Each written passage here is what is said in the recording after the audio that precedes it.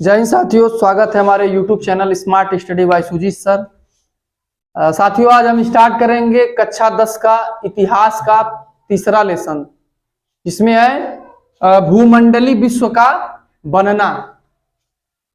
अब देखो इसमें होता क्या है, पाठ जरूर इतिहास का है लेकिन इसमें कुछ चीजें हमारी बता तो रहे। सामाजिक विज्ञान ऐसा समावेश होता है कि चारों विषयों को एक दूसरे से जोड़ करके रखता है।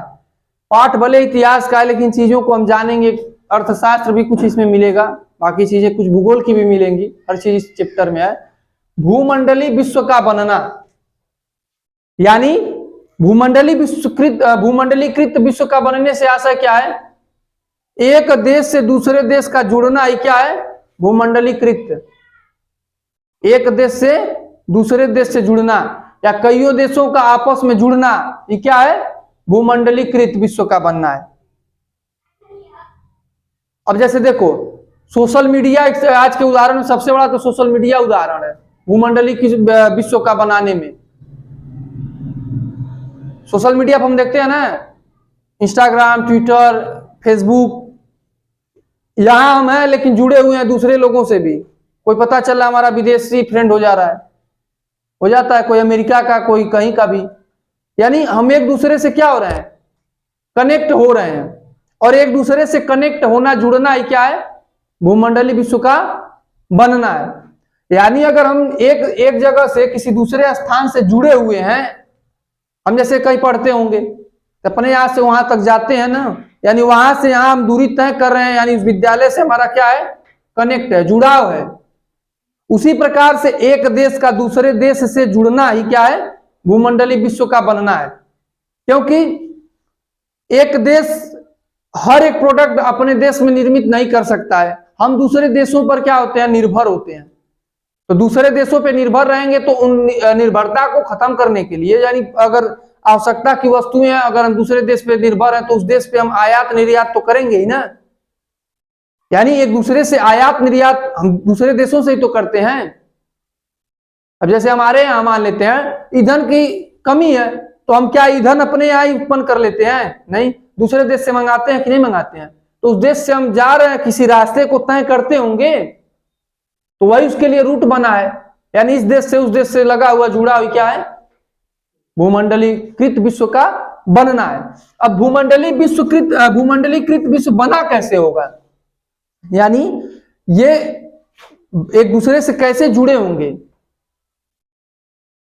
तो हम अगर देखो सीधा उदाहरण गांव से लेते हैं, तो अगर मान लो हम ही हैं, पहले हम अपने पे उदाहरण लेते हैं। मान लो हम ही हैं, हम यहाँ गांव में पढ़ा रहे हैं। गांव में पढ़ाने का हमको वेतन सही ना मिले, पैसा ना मिले, तो हम क्या करेंगे? यहाँ से 40 किलो या 50 किलोमीटर दूर जाकर के किसी शहर में यही काम करेंगे, अच्छा पैसा मिलेगा। यानी हमने एक दूसरे से दूसरे जगह क्या कर लिया? पलायन कर लिया। तो पलायन करने की स्थिति को भी भूमंडली विश्व के उदाहरण से समझ सकते हैं। यानी हम काम की तलाश में एक जगह से दूसरे जगह पे जाते हैं तो भूमंडली विश्व कैसे बना होगा? जैसे इसमें देखते हैं आधुनिक युग से पहले क्या था।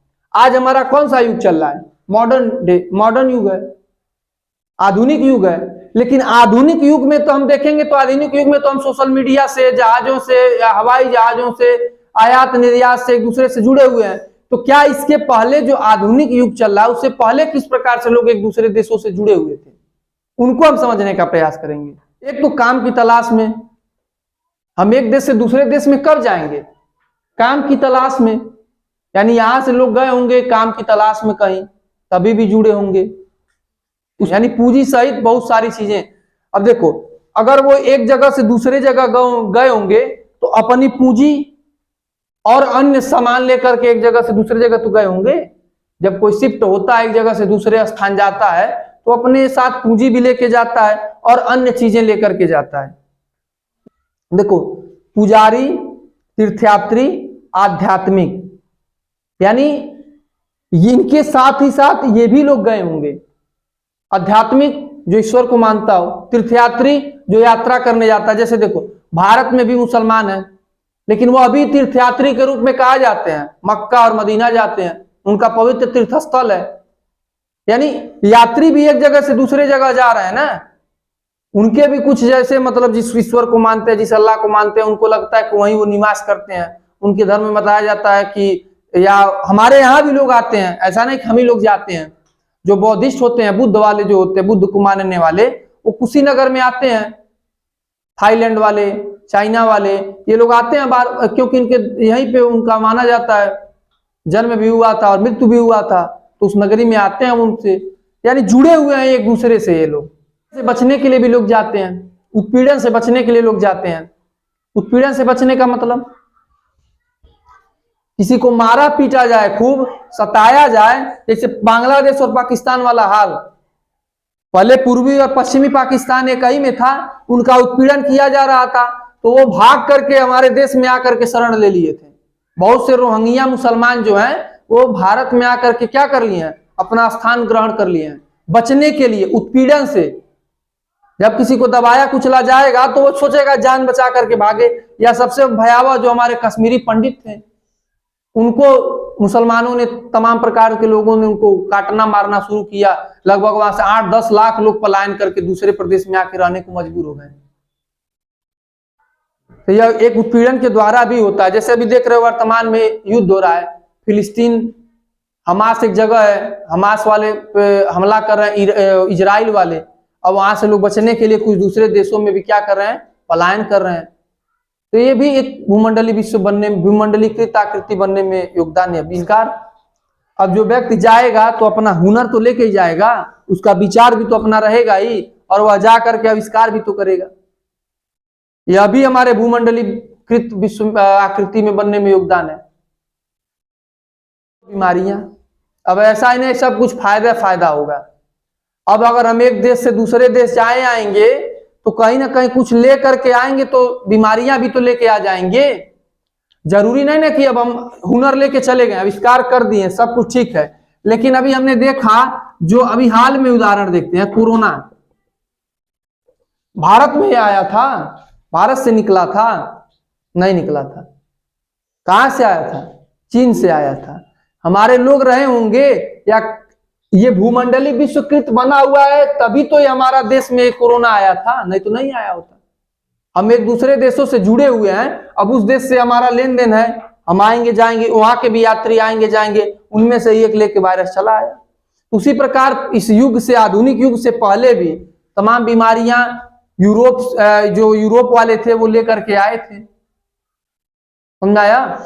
यूरोप वाले अमेरिका में, जैसे दक्षिणी अमेरिका जब उस समय खोज हुआ, अमेरिका में ये लोग चले गए, एशिया में लोग चले आए, तो जगह जगह आना जाना इनका लगा था, और ये अपने साथ साथ वहां क्या लेके चले गए, बीमारियां लेके चले गए। यूरोप वाले जो भी थे ये लोग क्या किए, देखो भारत की भी खोज इन्होंने किया, यूरोप वालों ने ही, स्पेन वालों ने कर दिया अमेरिका की खोज। ये लोग ढूंढते ढूंढते ही तो पहुंचे हैं, यानी ये ढूंढते हुए पहुंच गए, और इन्हीं भूमंडलीय विश्व का निर्माण वो कर रहे हैं। एक जगह से दूसरे जगह ढूंढते ढूंढते वो पहुंच गए वहां व्यापार करने के उद्देश्य से।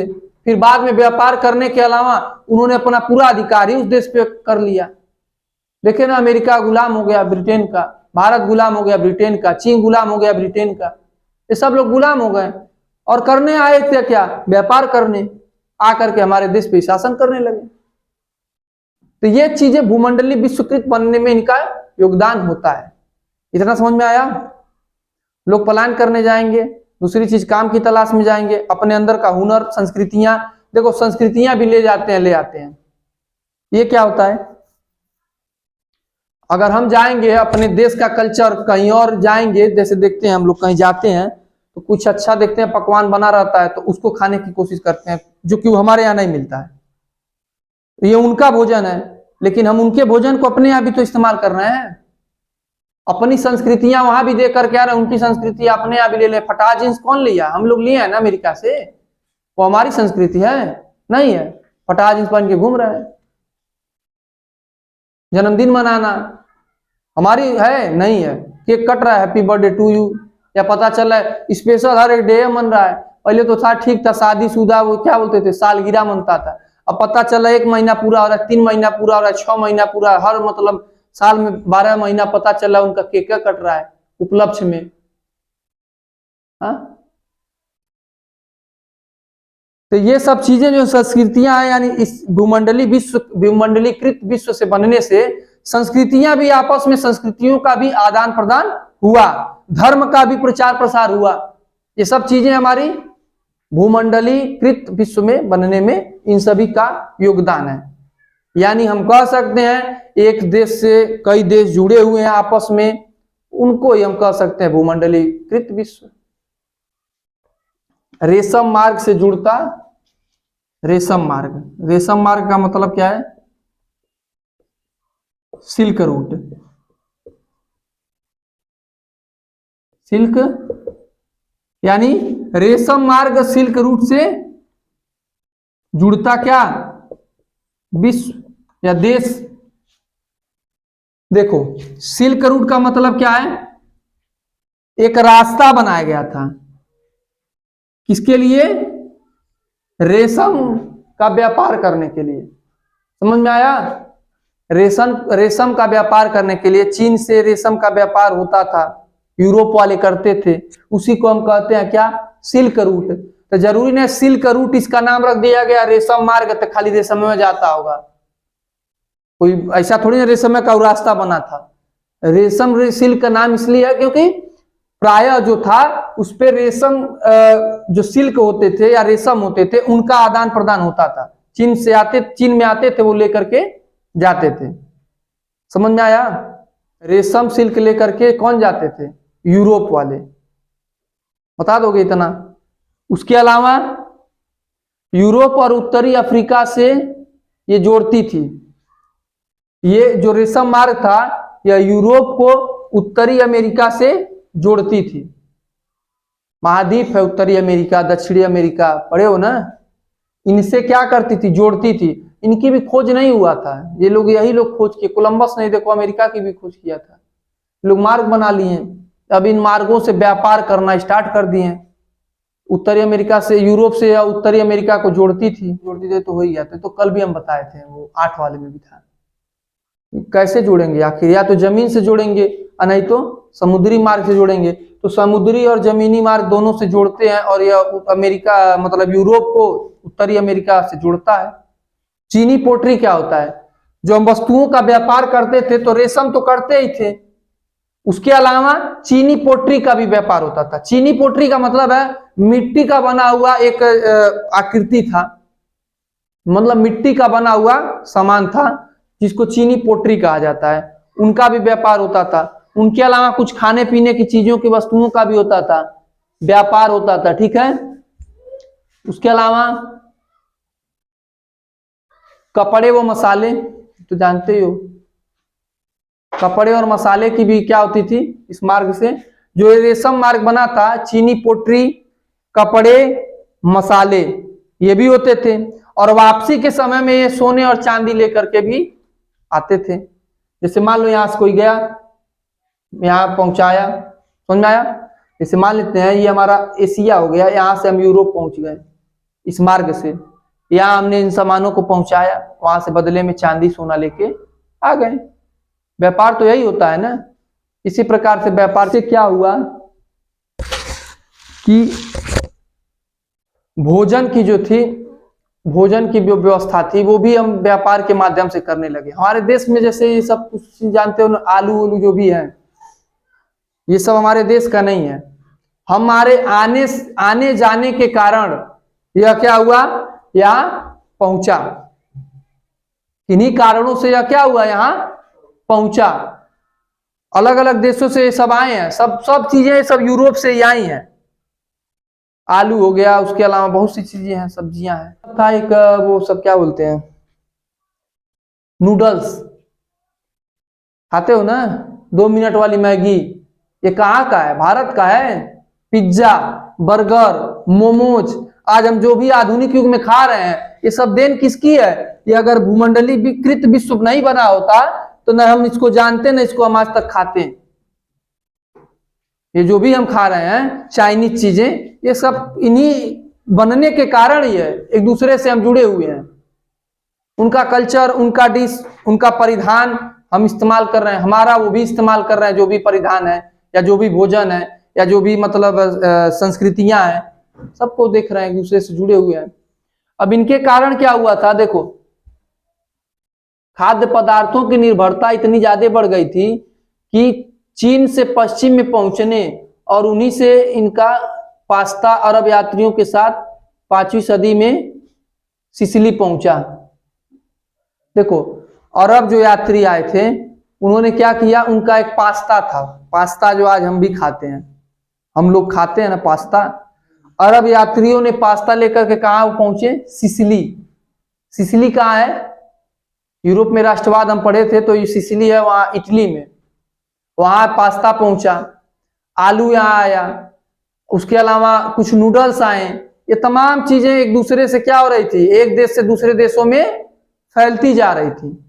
और लोग आज के समय में देखो कितने डिपेंड है। शकरकंद आया, ये सब हम लोगों के यहाँ नहीं, आलू शकरकंद, शकरकंद भी कई लोग खाते हैं, सब विदेशों से आया हुआ है। मिर्च देखो, मिर्च भी आया है, हम लोगों का देसी है, बथुआ है, मेथी है, ये सब जो है, लौकी है, भिंडी है, ये सब हमारे देश का है। उसके अलावा जो भी है चीजें हम बाहर से न किसी कारणवश से आया, बीजों के होते हुए माध्यम से धीरे धीरे। जैसे हम ही जा रहे हैं, मान लो रास्ते में पपीता खाएं, पता चला 3-4 उसके बीज निकाल के कहीं फेंक दिए, 10-15 साल में वो आ गया। कुछ इसी प्रकार से मतलब जुड़े, एक देश की संस्कृतियां दूसरे देश की संस्कृतियां मिली, तब जाकर के सब चीजें का निर्माण हुआ। समझ में आया। देखो आलू, सोया, मूंगफली, टमाटर, ये सब हमारे देश के नहीं है। आलू, सोया, मूंगफली, मक्का, टमाटर, मिर्च, शकरकंद। शकरकंद खाए हो, गंजिया टाइप में वो भी होता है शकरकंद। तो ये आलू, टमाटर, शकरकंद, मूंगफली इत्यादि अन्य जो भी चीजें थी, ये कहां से आई। कोई पूछेगा ये कहाँ का है तो क्या बताओगे, यूरोप का। ये सब यूरोप से आए थे। और नूडल्स कहां से आए हैं, चीन से। चाइना वाले हैं ना, यह सब मेघा और सांप खाते हैं, हम लोग थोड़ी ना खाते हैं। ये सीएम लाने वाला कौन था, हम लोग थोड़ी थे। ये सिया में आया कौन था, नाविक कोलंबस अमेरिका में पहुंच गया, खोजते खोजते आया था, वो भी इधर एशिया में आया था, पहुंच गया दाएं से बाएं पहुंच गया, उसका दिशा सूचक में गड़बड़ निकल गया था, वो पहुंच गया दूसरे जगह। तो यहाँ पहुंचाया कौन, वास्को डी गामा, तो वो लेकर पहुंचाया। यानी यही लोग तो मतलब आधार थे, व्यापार मार्ग का खोज इन्हीं लोगों ने किया ना। तो सबसे बड़ा तो योगदान इन्हीं लोगों का है भूमंडलीकृत विश्व बनाने में, एक देश से दूसरे देश को व्यापार के मार्ग से जोड़ने में। नऊ वाले रोके होते, तुर्की वाले रास्ता रोक लिए थे ना, कुछ दुनिया पे वो अधिकार कर लिए, रास्ता में रोक दिए। अब उसके चक्कर में ये लोग क्या कर लिए, अपना बना दिए, रास्ता खोज लिए। इटली वाले भी एक अधिकार करना चाह रहे थे, तो अपना तरीका ऐसे भूमंडली विस्तृत बना। उत्तरी अमेरिका देखो, अमेरिका बराबर क्या है, उत्तरी अमेरिका, दक्षिणी अमेरिका और एक है कैरिबियन द्वीप। इन सब में चीजें ये लोग देखो ज्यादा से ज्यादा ये लोग पहुंच गए, यूरोप वाले, क्योंकि यहाँ के जो निवासी थे, मूल जो निवासी होते हैं, आज भी अमेरिका के जो निवासी मूल होते हैं वह काले होते हैं, बहुत काले होंगे, समझ में आया। लेकिन ये यूरोपी वहां पहुंच करके अपना अधिकार कर लिए हैं, आधा ज्यादा इन्हीं लोगों का शासन चलेगा न। अमेरिका की मूल जो जड़े है उसको देखेंगे, अगर मैच जो देखते होंगे, टेम्बे बाबूमा एक है, अफ्रीका का वो कप्तान है, इतना बड़ा है, वो काला कलर का छोटा सा है एकदम पूरा, वो मूल निवासी समझो वहां का है सब। वहां काले गोरे में भेदभाव चलता है, लेकिन मूल निवासी वही लोग हैं। ये लोग कैसे पहुंचे, ये लोग वही समय था जो आधुनिक युग से पहले का वही समय था। ये लोग एक देश से दूसरे देश व्यापार की तलाश में पहुंचे, तो इन लोगों को यह द्वीप मिला खोजते खोजते। कोलंबस ने खोज कर दिया अमेरिका का। अब ये लोग क्या किए, उस अमेरिका द्वीप पे अपने यहाँ से सताए जा रहे थे, या काम नहीं मिला था तो वहां भागे चले जा रहे थे, वहां खजाना था, तो यहाँ से वहां पहुंच गए। पहुंचते पहुंचते पलायन करके अब वही लोग निवासी हो गए। तो यानी मूल निवासी वो लोग वहां के अब बन गए। लेकिन अगर देखा जाएगा रियलिटी में, तो मूल निवासी वहां के अभी भी आजकल जंगली हैं, कुछ बहुत सारे मिलेंगे। तो कुल मिला के भूमंडलीकृत विश्व बनने का मतलब यही है, एक से अधिक देशों का आपस में जुड़ना। एक समझ लो कि इस प्रकार से जाल बना हुआ है जो एक से दूसरे देश के व्यापार के माध्यम से, संस्कृतियों के माध्यम से जुड़ा हुआ है, और हम लोग भी डिपेंड हो गए हैं। आज ऐसा नहीं है कि कोई एक देश स्वयं के अपने उत्पादन से पूरी पूर्ति कर लेगा, नहीं कर पाएगा। तो आदान प्रदान लगा रहता है। तो यही हमारे पाठ का शुरुआत था। बाकी जो भी टॉपिक आएंगे अगले में हम चर्चा करेंगे, किस प्रकार से बना इसको हम समझने का प्रयास किए थे। बाकी आज के लिए इतना है, मिलते हैं नेक्स्ट वीडियो में।